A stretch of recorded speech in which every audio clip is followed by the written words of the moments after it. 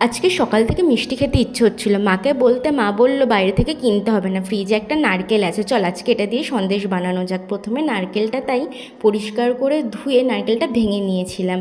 এরপর নারকেলটা কুড়ে নিয়ে মিক্সিতে নারকেল কুড়ো আর অল্প একটু জল দিয়ে একটা মিহি পেস্ট বানিয়ে নিয়েছিলাম। এরপর কড়াইতে 4টে এলাচ ভালো করে গরম করে শিলে বেটে এলাচের গুঁড়োটা বানিয়ে নিয়েছিলাম। তারপর কড়াইতে নারকেলের পেস্ট আর পরিমাণ মতো চিনি দিয়ে ভালো করে নেড়ে নেড়ে জলটা শুকনো করতে হবে। নারকেল থেকে জলটা শুকিয়ে গেলে নামানোর আগে এলাচের গুঁড়োটা ভালো করে মিশিয়ে ঠান্ডা করতে দিতে হবে। আমার কাছে এই 2 রকমের সন্দেশের ছাঁচ ছিল, এগুলোকে পরিষ্কার করে ভালো করে ঘি মাখিয়ে নিয়েছিলাম।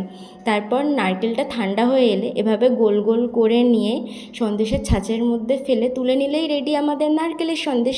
ভিডিওটা কেমন লাগলো জানিও কিন্তু, ভালো লাগলে লাইক কমেন্ট সাবস্ক্রাইব করে দিও চ্যানেলটা।